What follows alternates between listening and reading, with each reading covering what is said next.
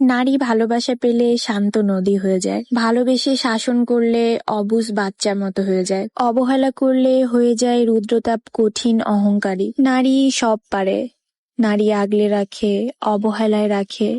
নারীরা বরাবরই এক রহস্যময় চরিত্র।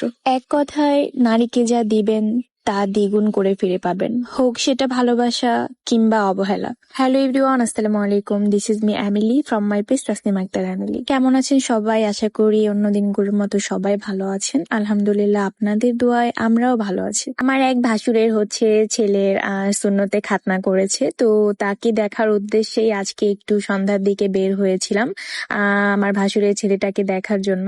আর তাদের বাসাও আমার কখনো যাওয়া হয়নি। মেহেদি হঠাৎ করে আমার হাজবেন্ড বলতেছিল যে রেডি হও, চলো ভাইয়ের ছেলেকে দেখে আসি।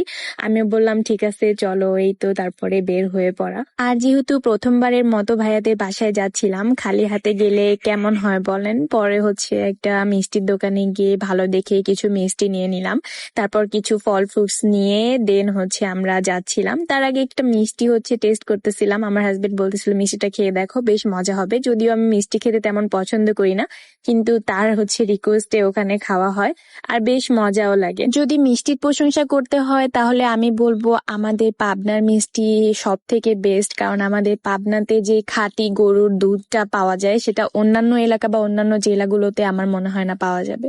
তো যাই হোক, সবার জেলা যার যার জেলা তার তার কাছে অনেক বেশি প্রিয়। তো আমার হাজবেন্ডের এদিকে খাইতে খাইতে একটা মিষ্টি থেকে দুইটা মিষ্টি খাওয়া হয়ে যায়, আর আমার একটা মিষ্টি খাওয়াই শেষ হচ্ছিল না। তারপর এই তো মিষ্টি খাওয়া শেষ করে আমরা বের হয়ে পড়ি। রাস্তায় এত পরিমাণ কুয়াশা ছিল যেটা বলার বাহিরে, অনেক বেশি শীত ছিল। যদিও আমি শীতের কাপড় একদমই পরতে চাচ্ছিলাম না, আমার জামাই আমাকে জোর করে বলে শীতের কাপড় পরে তারপরে বের হবা।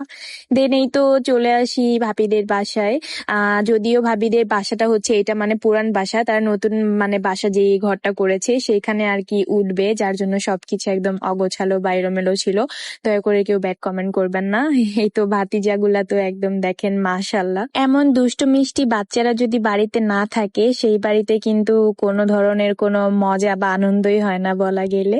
তারপর শেষমেশ এই তো সুন্নতে খতনা করা আমার যে ভাতিজাটা, তাকেই দেখতে চলে আসলাম। সে একদম শুয়েছিল।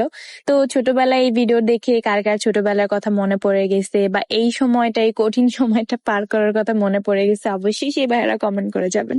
আমি তো আমার জামাইরে বলতেছিলাম যে কি কিছু মনে পড়ে নাকি, সবাই মিলে অনেক মজা করতেছিলাম। আর ভাতিজার যে সুন্নতে খতনা করার ভিডিওটা সেটাও দেখতেছিলাম, আর আমার হাজবেন্ডকে দেখতেছিলাম যে দেখো কিছু মনে পড়ে কিনা। ওইদিকে তো যার সুন্নতে খতনা করা হয়েছে তার সামনে যে আমরা ভিডিওটা দেখতেছিলাম, সে তো লজ্জায় একদম লাল হয়ে যাচ্ছিল। আর সাথে আমার জামাইটাও লজ্জা পাচ্ছিল, কেন জানি না, মনে হয় তার ছোটবেলার কথা একটু মনে পড়ে গেছিল। যাই হোক, ভাইয়াদের বাসায় ভাইয়ার ছেলে পেলে, তারপর ভাইয়ার ছোট ভাই বড় ভাই সবার ছেলে পেলে মিলে বাসার মধ্যে অনেকগুলা বাচ্চা কাচ্চা ছিল। ভুল হয়েছে আমরা তাদের জন্য চিপস নিয়ে আসি নাই। তারপরেই তো আমাদের কিছু নাস্তা করতে দেয়, আমরা নাস্তা পানি করি। আর বাসার মধ্যে সবাই মিলে যে একটা হাসি খুশি একটা আমেজ, শীতের দিনে এরকম একটা সুন্নতে খতনা, সামনে অনুষ্ঠান হবে 2-1 দিন পরে, আসলে সব মিলিয়ে যে একটা আমেজটা অনেক বেশি ভালো লাগছে কিছুক্ষণ সময় পার করার ওখানে পার করতে পেরে। তারপর এই তো একটু ঘোরাফেরা করে আমরা চলে আসি ভাবিদের থেকে বিদায় নিয়ে। রাস্তায় যাইতে যাইতে অনেক কুয়াশা, ঠান্ডা একটা ওয়েদার, অনেক বেশি ভাল লাগতেছিল। সামনে একটা ঝালমুড়ির দোকান পেয়ে যাই, আর আমি আমার হাজবেন্ডের কাছে বায়না করে বসি যে ঝালমুড়ি খাবো। সেও আমার কোনো বায়নাই একদমই অপূর্ণ রাখে না বলতে গেলে। তার মোবাইলে লকটা খুলে দেখি সামনে তার বউয়ের ছবি। পরে তারে একটু জিজ্ঞাসা করতেছিলাম এটা তোমার কে হয়, পরে সে বলতেছিল আমার বউ। আলহামদুলিল্লাহ, আমি আমার জীবনে এই যে ছোট ছোট ভালো লাগার মুহূর্ত বা ভালোবাসা, যত্ন, মায়া, এগুলা কখনোই পাইনি। আলহামদুলিল্লাহ, আল্লাহ তাআলা আমাকে হয়তো বা নিজের হাত দিয়ে এই সবকিছু আমার করে দিয়েছে। সবকিছুর জন্য আসলে আলহামদুলিল্লাহ। ঝালমুড়িওয়ালা মামার ঝালমুড়িটা এত বেশি মজা লাগছে যে ফার্স্টে 20 টাকার অর্ডার করে খাবার পরে দুইজন মিলে আবারও 20 টাকার অর্ডার করি, তারপরে আবারও খাই মজা করে। প্রিয় মানুষের সাথে ছোট ছোট ভালো লাগার মুহূর্ত কাটাতে গিয়ে বা না চায় বলেন? আলহামদুলিল্লাহ সবকিছু মিলিয়ে আমরা এতটা ভালো আছি, এটাই আল্লাহর কাছে লাখ লাখ শুক্রিয়া। একটা বয়স পার হয়ে গেলে রাস্তায় হাত ধরে হাঁটলে বা একজন আরেকজনকে খাওয়াই দিলেও মানুষ বলবে বুড়া বয়সে এদের কি ভীমরতি। তাই তো সময় থাকতে হাজবেন্ড ওয়াইফের কোয়ালিটি টাইম স্পেন্ড করা সব থেকে জরুরি। তো আজকের ভিডিওটা এই পর্যন্ত শেষ করছি, দেখা হয়ে যাবে সবার সাথে অন্য কোনো ভিডিওতে। আল্লাহ হাফিজ and thank you so much for watching.